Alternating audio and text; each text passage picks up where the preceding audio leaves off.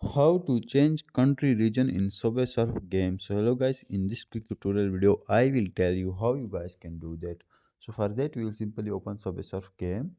Once we open that, here we will wait for some second to complete the loadings. So once it complete, we will go to the next step.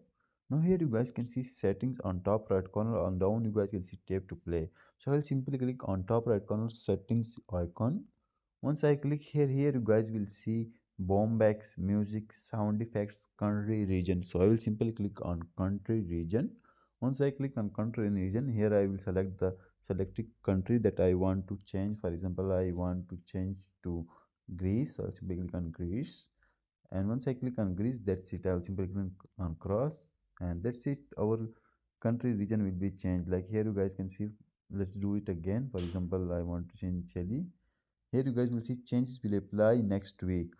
So basically you cannot change region before the installing, like after installing directly you need to wait for 7 days.